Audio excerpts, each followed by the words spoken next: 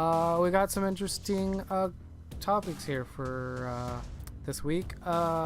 First one off, we got the new Power Rangers suits have been revealed for the Power Rangers movie. GLAAD wants gay characters in the Star Wars universe. We've got Space Jam 2 happening. Maze Runner 3 is delayed, and the battle between Alien 5 and Alien Covenant. This will definitely be interesting. So first up, Power Rangers. Now, as a child, I grew up watching Power Rangers. But I grew out of it pretty quickly, I suppose. It's actually funny. I went back not that long ago and tried to watch some episodes, and it's really cheesy. It's really it definitely doesn't hold that nostalgia factor that I was really wanting the show to hold, because it was a show that I watched a whole lot. But what really sparked my interest in Power Rangers was how do you pronounce his name? Adi Shankar, I think is his name. Did that really cool, violent Power Rangers short film. And it was really badass. I mean, if you've seen it, you know what I'm talking about. I mean, that definitely sparked my interest in it. And I gotta say, I'm really excited for the movie itself. These suits, though, don't excite me in the least. I mean, don't get me wrong. It's not bad, like, I'm not disappointed, but there's nothing new about it. Like when they released the picture of, I always forget her name, Elizabeth Banks' character that she's playing, the bad guy. I can't think of her name. It's late. I'm really tired. I just go with me on this. But when they released the picture of her, I actually thought she looked pretty sweet. I really dug the new get up, but I don't know, the Power Ranger suits themselves, they look rather typical. Like I've seen it before, and I don't know what to think about that. And especially with the female Power Rangers, wearing heels, like, I mean, some people were making fun of the breastplate stuff, and but that doesn't bother me as much as the heels, because that doesn't make any sense. If you're fighting and stuff, you're not gonna be wearing heels. I'm sorry, you're just not, not unless your heel is a knife, because I really liked when Anne Hathaway played Catwoman in The Dark Knight Rises, her heel was a knife in the one scene, and so that kind of made sense. But unless you're doing something like that, if you're just wearing heels, I mean, come on, that's not really the brightest idea. But yeah, I mean, I'll be more excited once I see the suits in action. I do agree with comments made about they do look really similar to Iron Man's outfit, especially with the glowing, whatever you want to call it. But yeah, I mean, I don't know. It hasn't decreased my excitement for the movie, but it definitely hasn't increased it. That's all I have to really say about the Power Ranger suits. That's basically it. Next, we have GLAAD wants gay characters in the Star Wars universe. I really wanted to talk about the subject because this isn't something that I've really tackled on this channel, and I didn't ever really plan to, but it just kind of works out this way. But Um, I'm actually gay myself. Um, so first off, let me say I'm one huge Star Wars fan.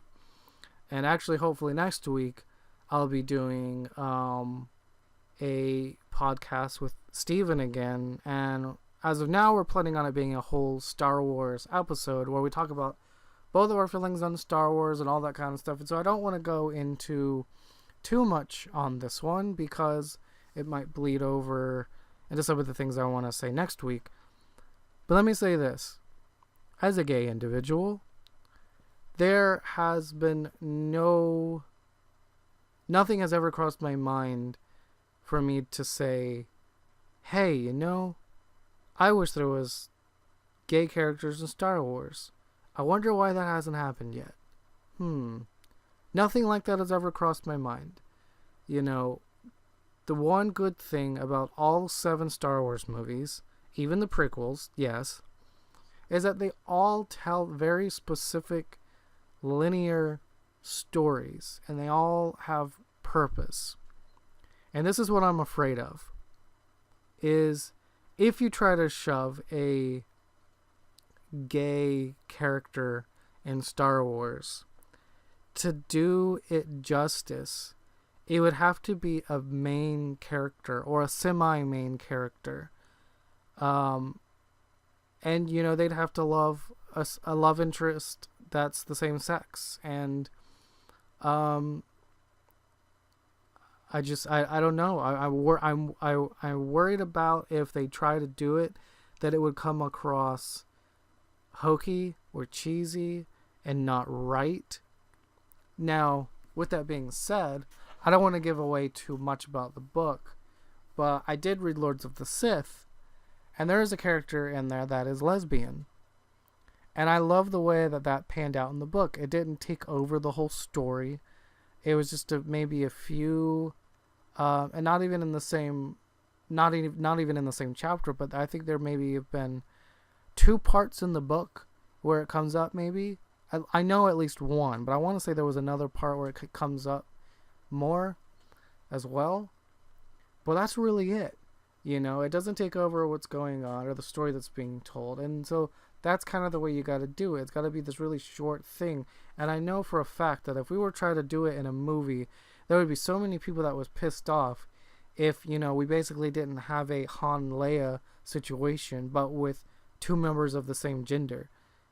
And I don't want that. I really don't. I don't want that in Star Wars. I am okay with a certain amount of suspension of belief. Yeah, sure, we got tons and tons of aliens and different species. We got tons of different things going on. Do we really need gay characters? I don't think so. Now, don't get me wrong, that doesn't mean that I don't think it would make sense, because there are so many of these things in Star Wars. Because of there being so many of these things in Star Wars, I think it would make sense to do it. But that doesn't necessarily always mean you should, though. So, I guess if you can make it work and it not be forced, then sure. But I swear, if Disney tries to do something where they put a gay character in there, and it's another, I doubt one little moment will be as bad as the prequels. But if I were to say, though, if they tried to do this and it ended up being like a prequel situation, I think pretty much everybody would be pissed off. I know I would be. The one thing that I hated about Attack of the Clones more than fucking anything was the love story between Anakin and Padme. It didn't need to be there, especially not as potent as it was. It was boring, and I fall asleep every time it gets to this huge chunk of the movie. It takes up like 30, 40 minutes of the movie. It's ridiculous. So it all depends on how they do it. I don't think Kathleen Kennedy or any of the people at Lucasfilm, and I don't believe anyone at Disney would steer Star Wars in a bad direction. So if they were going to do it, I'm sure they would make sure they do it delicately and the right way. But I don't really care. But again, those are my reservations. If they do it, cool. But if we never see LGBT characters in Star Wars, I'm okay with that. I don't go into Star Wars needing that. It's sci-fi fantasy. It's a story. It's okay, you know. So that's kind of my feelings on it. Let me know what you think down in the comments below. You know, maybe some of you guys feel differently. I don't know. The next topic is Space Jam 2 is actually happening. Now look, Space Jam is a movie that I loved growing up. Which is funny because I wasn't really ever that big of a Looney Tunes fan. But I loved Space Jam. And don't get me wrong, I'm not saying I never watched Looney Tunes. I'm just saying on the grand scheme of everything I watched as a child, Looney Tunes was way down on the list, you know. Like, higher on my list were shows like Darkwing Duck and Gargoyles, you know. Those kind of shows. Looney Tunes was not really there for me. But I love Space Jam. I've always loved the idea of mixing animation with real life. And I was really looking forward to Back in Action when that came out. And that was a complete failure in my opinion. I know there's a lot of people that really liked it and even liked it better than Space Jam. But I hated Back in Action. And I always thought, for the past however many years it's been since Back in Action came out, that I would love another Space Jam. And I'm surprised that, you know, nobody's tried to do it yet. But now, this is really exciting. And of course, you can't get, you know, Michael Jordan to come back, and you can't get, you know, anyone that we knew from the 90s, because most of these guys are a lot older. I mean, they could probably do a cameo or something, but not anything like what Jordan's character in the first one was. So, when they announced that, yes, indeed, Space Jam 2 is happening, but with LeBron James, I actually really like that idea. Now, I will be honest, I'm not the world's biggest basketball fan. You know, there's a few teams that I watch every once and again, but I don't follow it. In fact, I don't really follow sports much at all, you know. Not anymore, you know. Peyton Manning was the only player that I really, really focused on, and so I really enjoyed watching the Broncos. But now that he's retired, I don't really give a shit about sports, you know. I mean, so it's kind of one of those things, if, you know, somebody else has basketball on or football on or something, yeah, I'll watch them, you know, a few minutes of it, or if it's a whole crowd of friends or something, I'll hang out and watch it with them. But if I'm in my bedroom or in my living room and I'm just by myself and I'm turning on the TV, I ain't going to be watching sports. It's just not my thing. But something like this, getting LeBron James, he is somebody that I followed a little bit. And I think he would be perfect for a Space Jam 2. Especially for this generation. And I think it'd be really fun. I just do. I think it'd be really, really fun to have another Space Jam movie. I mean, I love Marvin the Martian, and, you know, he is one of the characters that I really like out of the Looney Tunes. I love Tweety Bird. I love Daffy Duck. You know, it'd be cool to see the gang. It would be cool to see them go up against whatever aliens or whatever is going on, you know. We'll have to wait and see what the plot kind of is for Space Jam 2. I mean, don't get me wrong. I'm not expecting like a Lord of the Rings kind of plot going on, but you know what I mean. I mean, who knows what they're going to be doing? I mean, is it going to be aliens from outer space or from the same planet again? Who knows, you know? Are they going to be coming back to wreak revenge, you know, or something? Who knows? So that's kind of what I think about that, you know. If they do it right, I think it has a very, very high chance of working. But it's if they take the time to do it well and put effort into it. You know, I didn't see the Peanuts movie, you know, but if there was a way they could do that kind of animation with it, I think that would be pretty cool, you know, because I really, really liked that, the way that looked. It would be a great merge of, you know, like 2D animation, but 3D as well. Because I don't know if I necessarily want like fully 3D Looney Tunes or like Pixar or even like the Animals in Jungle Book. I don't know if I want to see them like that. I want them to kind of keep a kind of 2D feeling to them. But who knows? Maybe they do decide to go fully 3D and really take advantage of technology. And who knows? Maybe it'll look really cool. We'll have to see what everything looks like and what the story will be and go from there. But that's all I really have there on that. The next one is the Maze Runner 3 delayed. I am someone who actually really, really enjoyed the first two Maze Runner movies. No, I didn't read the books.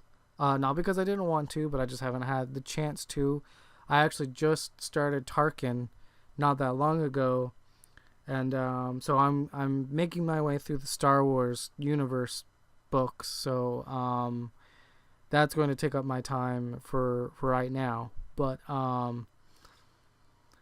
I really, really, really enjoyed both Maze Runner movies. I actually enjoyed Scorch Trials even more than I enjoyed the first one, and I loved the first one. I thought the concept was brilliant. I love a lot of the actors that were in it, like Will Poulter and Thomas Sangster. I loved them. But I was really excited for Maze Runner 3. But hearing about what happened to, I think his name is Dylan O'Brien, that's a shame, I hope he gets better. I definitely think he needs to take however much time he needs to heal after having that happen to you. And again, I didn't say it at the beginning, but, I'm putting all the topics and the articles where I read about them down in the description. And so if you want to read in full detail about any of these, they will be there for you to check out. But hearing about that happening is really, really disheartening. I definitely hope he gets better soon.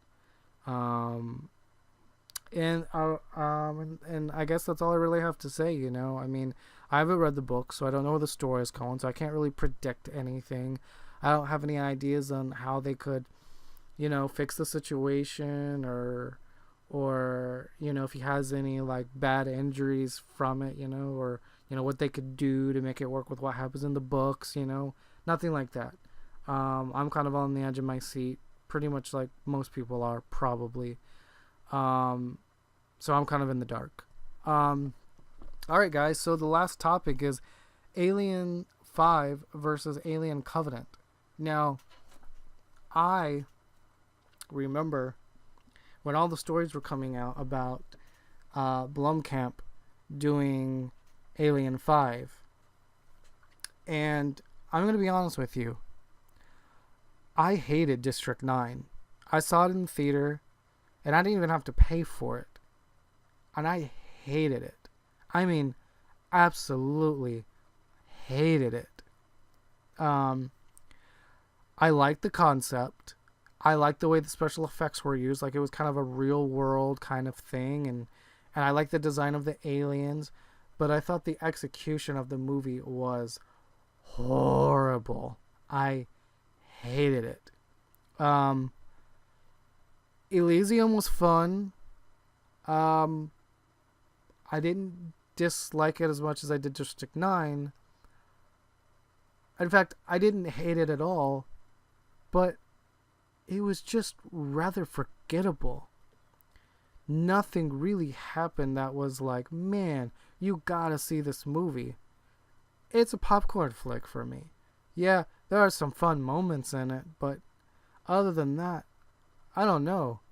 It's just sort of there. Then we get to Chappie, and I loved Chappie. And this is what's interesting, is most people adored District 9 and hated Chappie, and I'm the opposite. And I've heard mixed things on Elysium. Some people like it, some people don't, but I'm completely opposite as the majority here. I loved Chappie. The ending was a little weird. I'll give everybody that.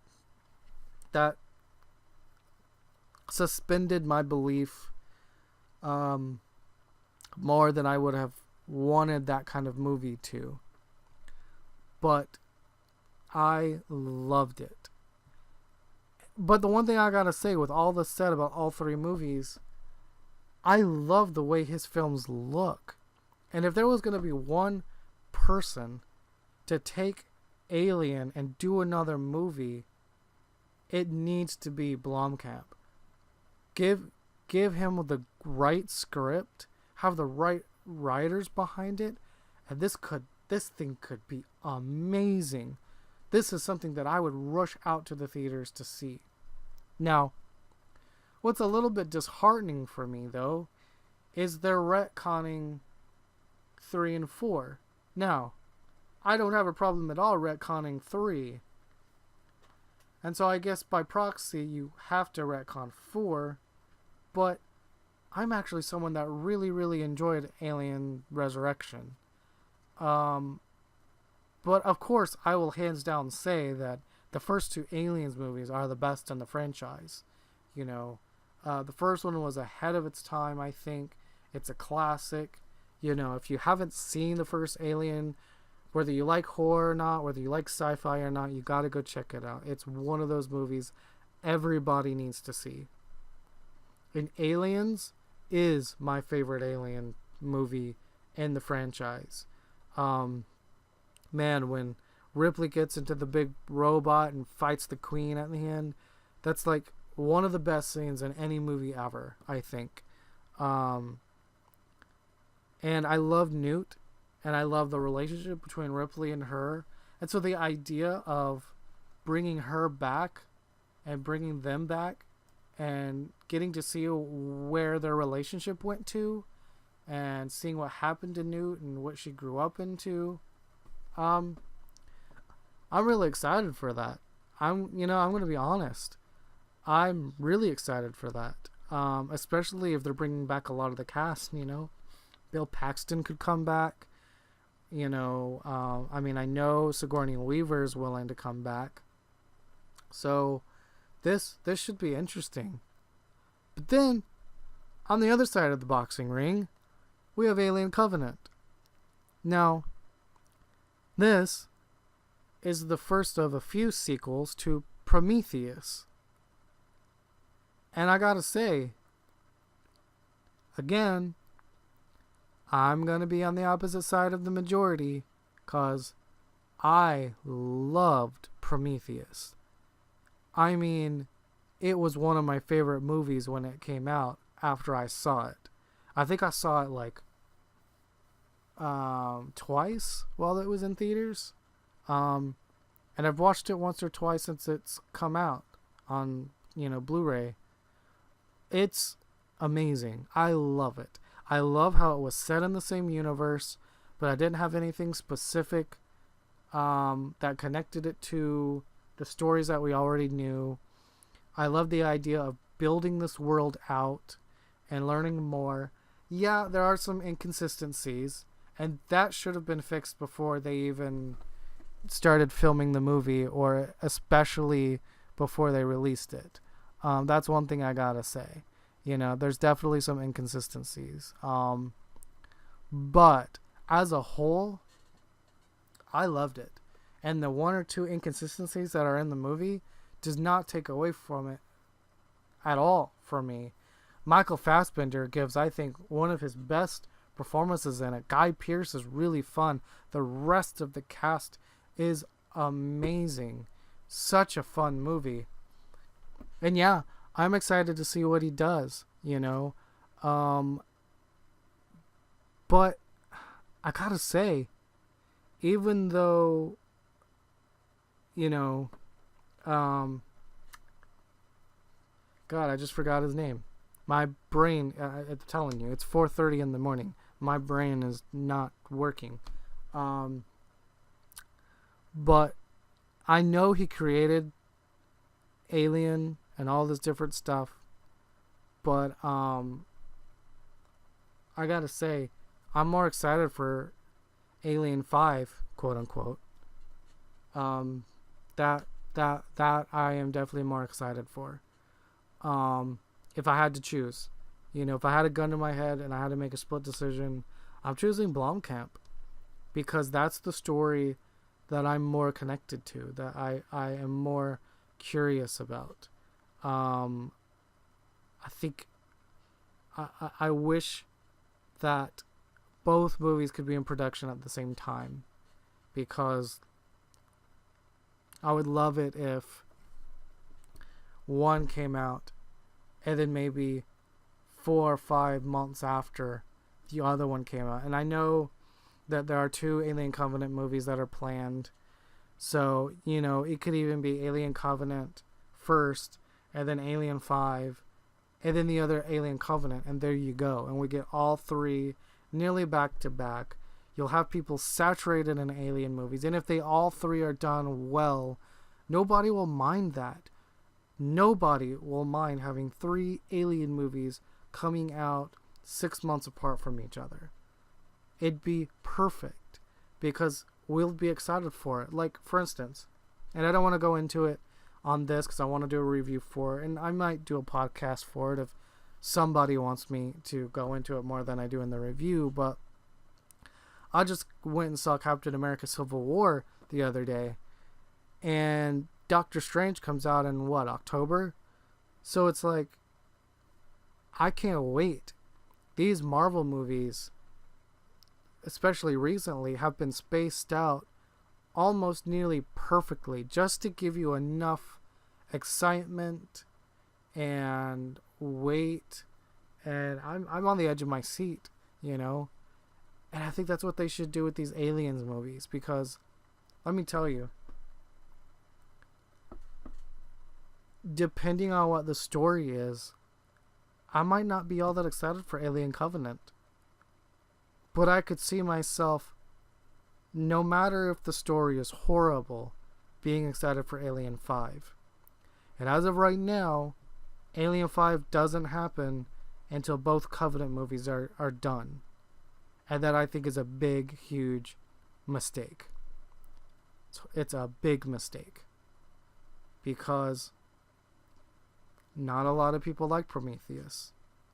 Don't get me wrong, there's a lot of people in the world, there's a lot of people in the US. A good portion of people enjoyed Prometheus, but not comparatively to all the people that didn't. And the story better be really, really good, or else we can pretty much call Alien 5 not happening. And that is something that I'd be really disappointed for to see happen. So that's all for this episode. Again, let me know what you guys think in the comments below about any of these subjects, or all of them. You guys can find me on Twitter and Instagram.